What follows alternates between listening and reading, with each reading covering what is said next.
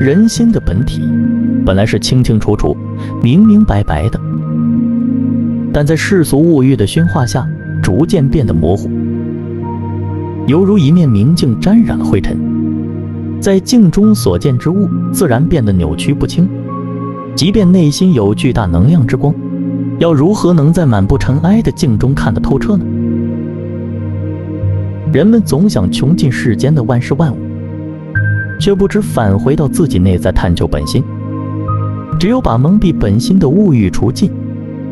才能看清世间万物的本质实相。但本心又为何物呢？本心就是人在来到这个世上之初，出临人世所带来的那颗不受杂染、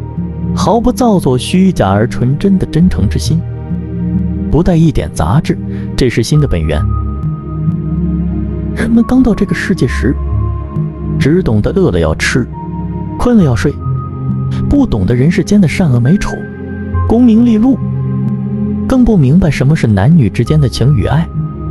就用这颗单纯的真心再看这个世间。在渐渐成长的过程中，原本纯净的心沾染了世俗的尘埃，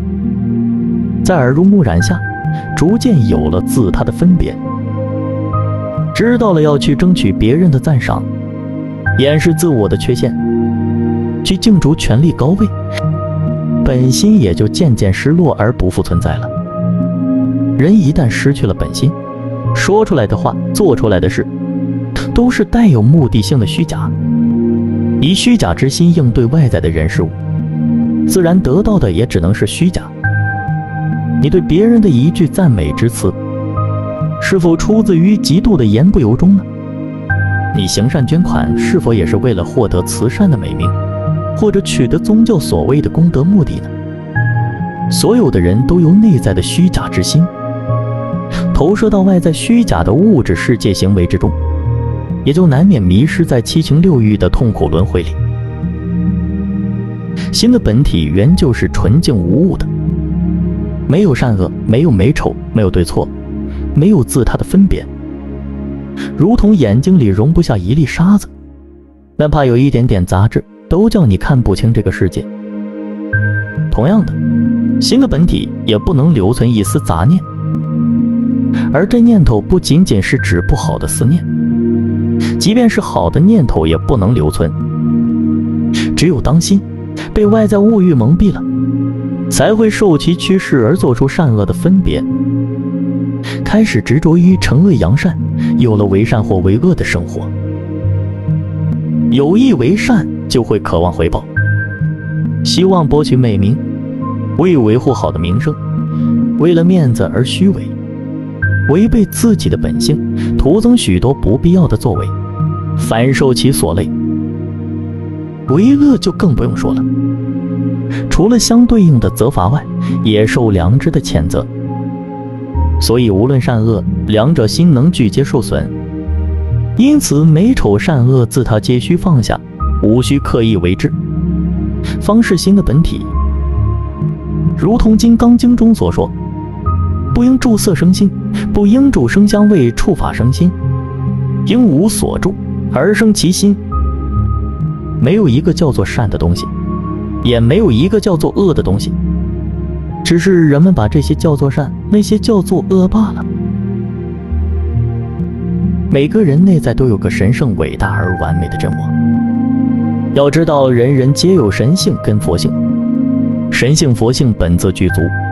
差别只在这本性被世间俗物蒙蔽的深浅而已。但每个人的能力、天赋、悟性皆不同，在修行开悟的道路上，皆需循序渐进，哪怕是微不足道的体悟，都值得去做。每天一点一滴的累积，终至恢复本心。道德经上说，图难于其易，为大于其细。天下难事必作于易，天下大事必作于细。是以圣人终不为大，故能成其大。再难的事都是由容易的事累积而成，再大的事也是由细微的事所组成。天下难事是从每件容易的事做起，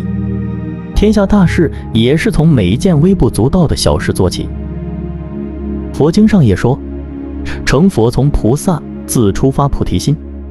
累积修行功德，以致成就果位。必须经历3大阿僧祇劫，方能成就佛果。